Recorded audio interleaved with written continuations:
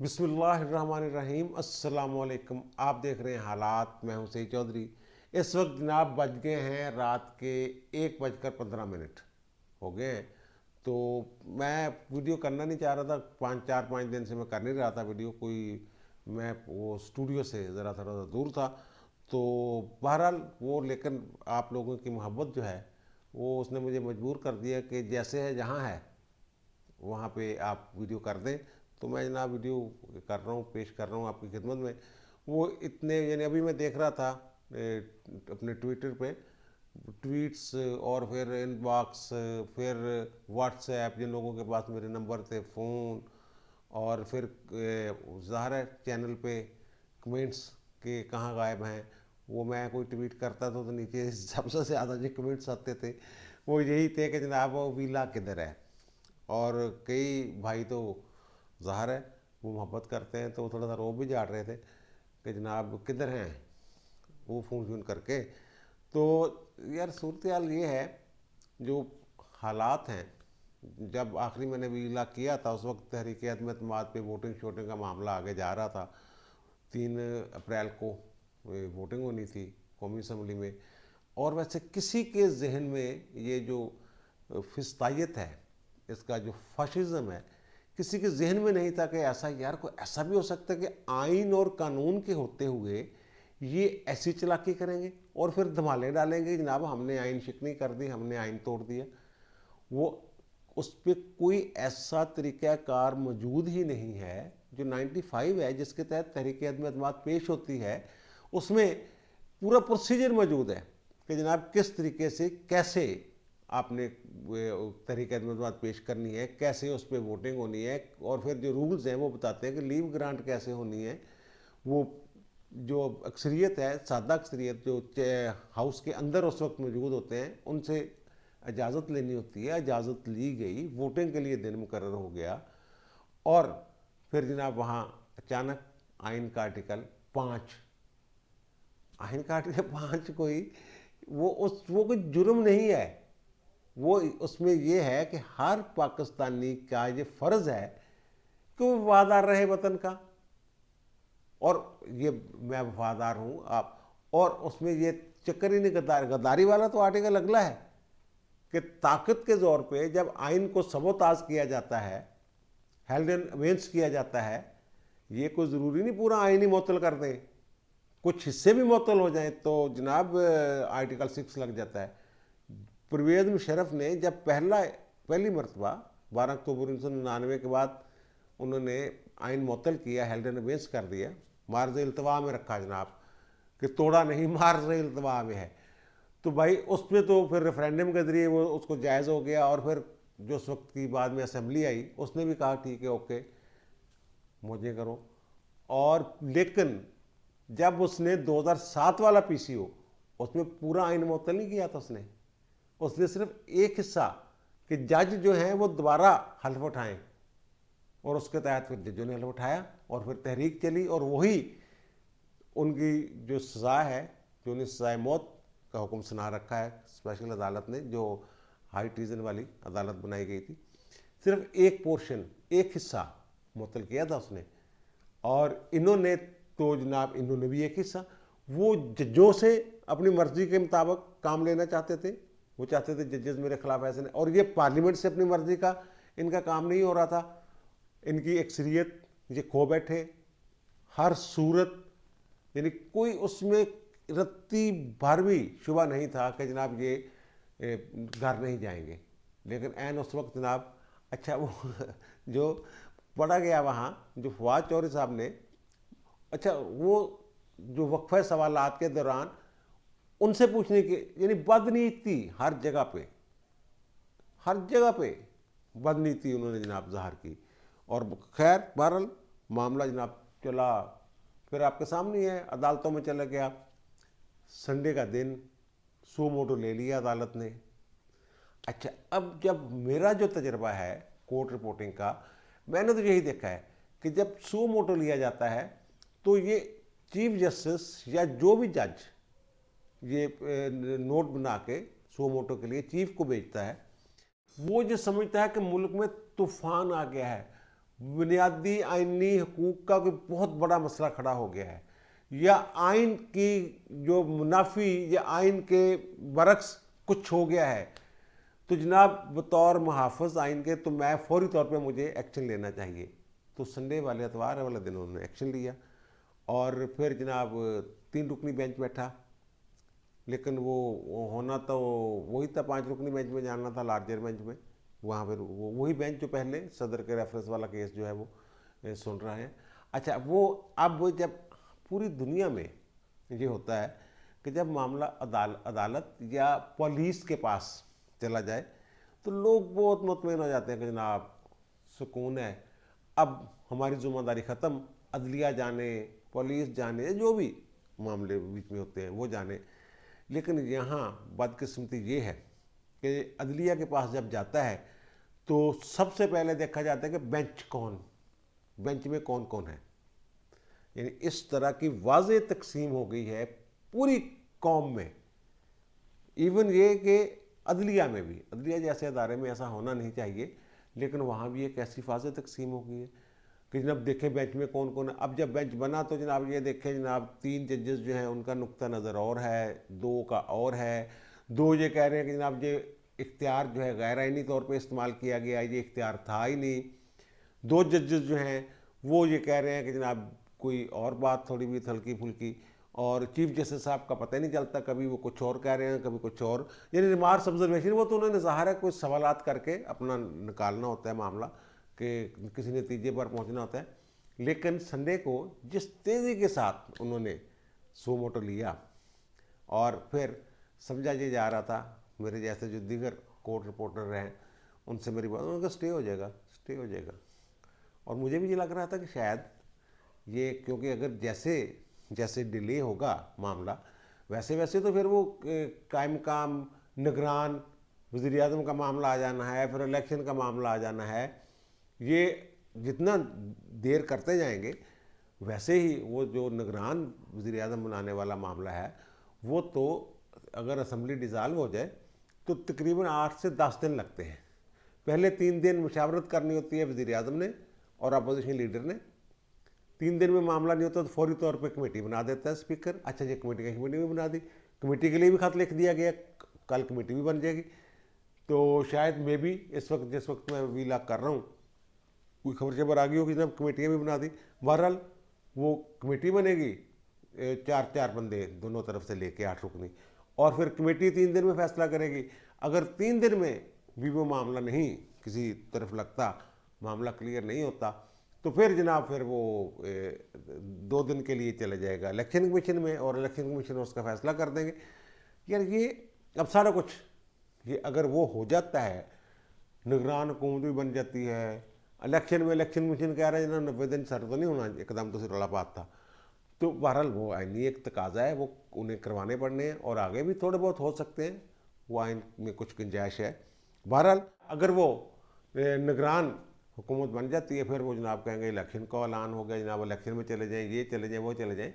असल मसला तो ये है कि आइन की जो आइन की खिलाफ वर्जी नहीं, ये मैं समझता हूँ आइन शिकनी हुई है ये। और वो जो वो डिप्टी स्पीकर हैं आपके, और वो यार मुजाहरे करते फिरते खुशियाँ धमाले डाल रहे हैं, यानी कि आलमी साजिश। वो भाई ये सारे, चलो ये बड़ी बहस हो रही है चैनल पे जनाब, ये हो गया गद्दार हो गए, वो हो गया, ये हो गया, और ये स्पीकर के लिए ज़रूरी है गैर चैनल। और क्या ये जो सेक्शन 5 है मुल्क से वफादारी का या हुबुल वतनी का, ये सिर्फ उन पे लागू होना, स्पीकर पे लागू नहीं होना था।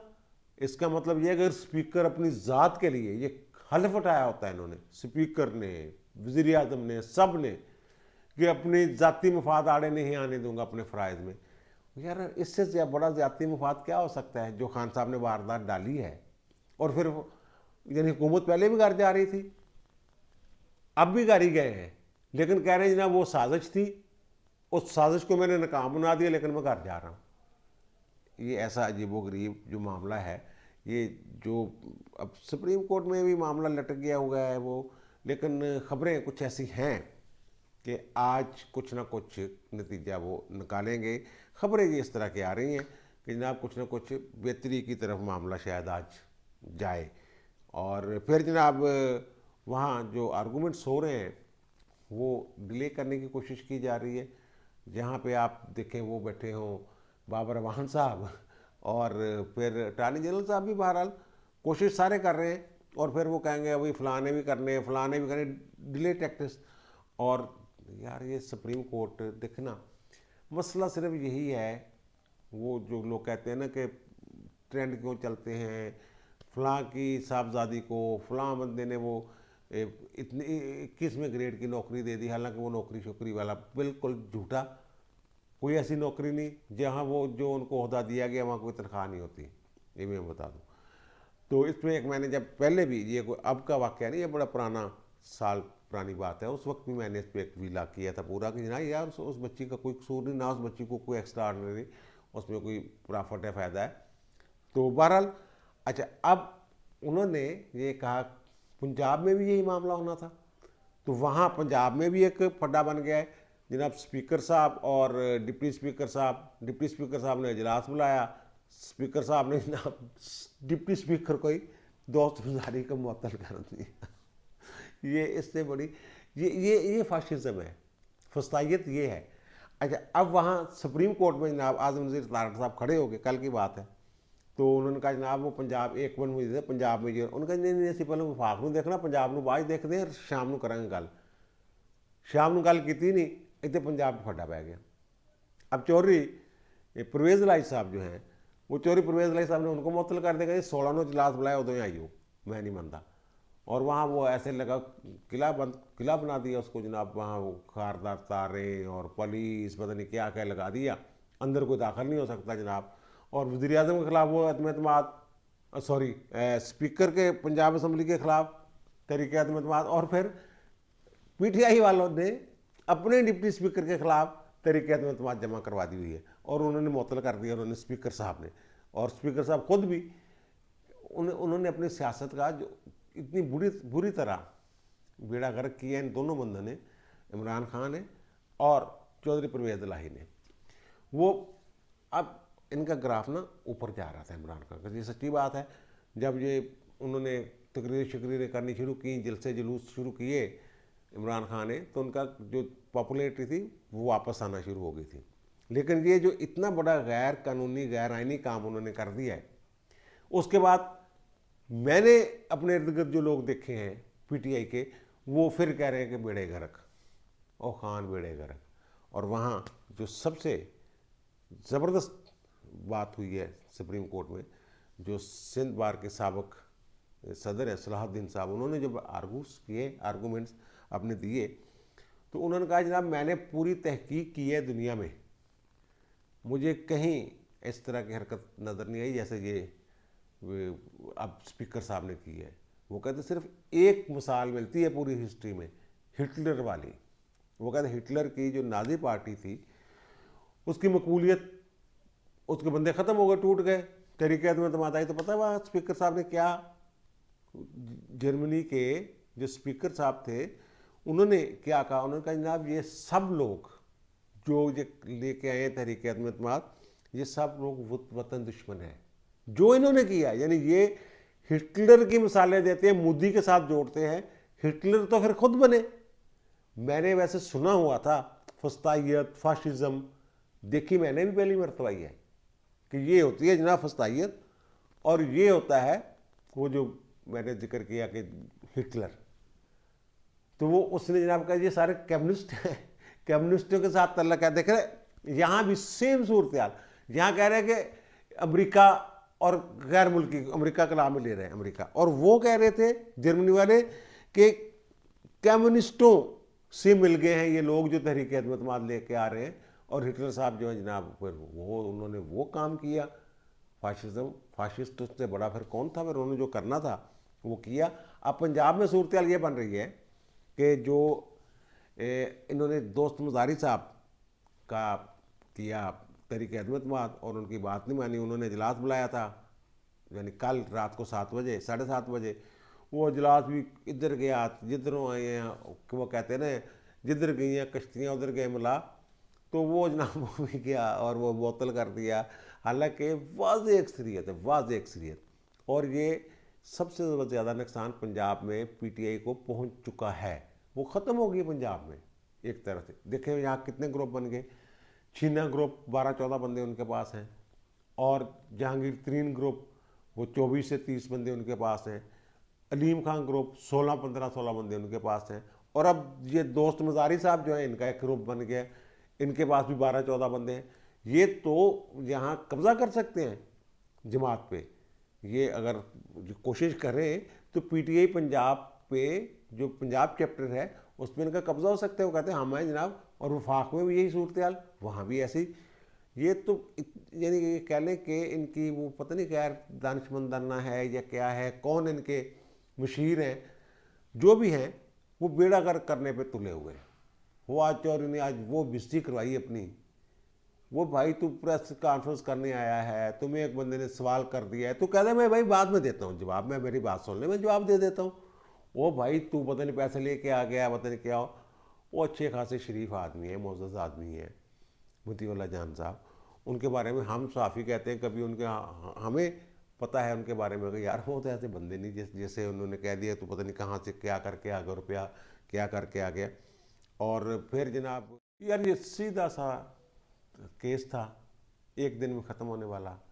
देखना यह था कि 95 के मुताबिक जो प्रोसीजर चल रहा था उसको क्या रूल्स के तहत एक जो उनका इख्तियार है रूलिंग देने का, जो कवायद व ज़वाबित के तहत वो उसको वो किया जा सकता था, गैर मौसर बनाया जा सकता था। वो सीधा था जवाब है पूरी दुनिया में नहीं। और सेक्शन वो जो आर्टिकल 5 है वो कैसे लग गया, किस अदालत ने कहा, ये तो हिटलर ने कहा ना, हिटलर वाली बात ही होगी ना, जो हिटलर में वो मैंने अर्ज़ किया जर्मनी वाली। और फिर जनाब जो गुलजार साहब जो हैं उनको जनाब उन्होंने नामजद कर दिया। वो जो मैंने कह रहा था ना निगरान वज़ीर आज़म ये वो। और मेरा ख्याल ये है कि निगरान वज़ीर आज़म वो बन नहीं सकते क्योंकि उन्हें 2 साल नहीं हुए। निगरान वज़ीर आज़म और दूसरे वज़ीर आज़म की अहलियत की शराइत तो वही है। वज़ीर आज़म वो शख्स बन सकता है जो आइन के आर्टिकल 62 और 63 की शराइत पूरी करता है, वो शख्स MNA बन सकता है और वो फिर वज़ीर आज़म बन सकता है। और यहाँ वहाँ ये शर्त मौजूद है कि जब सरकारी मुनाफा बख्श ओहदा छोड़ा हो, किसी ने सरकारी ओहदा छोड़ा हो, तो 2 साल तक वो सियासत में, इलेक्शन की इंतखाबी सियासत में हिस्सा नहीं ले सकता। तो अगर ये फ़र्ज़ करें कि सादक और अमीन ना हो कोई बंदा 62 की जो 62(1)(f) पे पूरा नहीं उतरता, तो उसको वज़ीर आज़म कैसे बना देंगे निगरान? उसको यानी चोर चक्कों को निगरान वज़ीर आज़म बनाया जा सकता है? उसकी अहलियत की शराइत भी वही है। तो बहरहाल देखें इसमें रौला पड़ता कि नहीं। देखें ना, अगर चलो फ़र्ज़ करें इस तरह कर लें कि नवाज शरीफ 62(1)(f) के तहत नाअहल है, अगर ये 62 और 63 नहीं लागू होता निगरान पे, तो फिर नवाज शरीफ को भी बनाया जा सकता है। अगर गुलजार साहब 2 साल वाली शर्त तक ज़रूरी नहीं, तो नवाज शरीफ के लिए भी फिर वो 62(1)(f) वाली शर्त ज़रूरी नहीं। मैं ये कह रहा हूँ इस मुल्क में आइन कानून कहीं कोई बदमाशी चल रही है। और जिनके सर पे लोग बदमाशी किया करते थे वो कहते हैं जनाब असी तो गैर जानबदार हैं, असी तो ना किसी ने सोटा फड़ाया, ना किसी ने बंदूक फड़ाई है, ना किसी ने डंडा फड़ाया, आप ही लड़ी जा रहे हैं।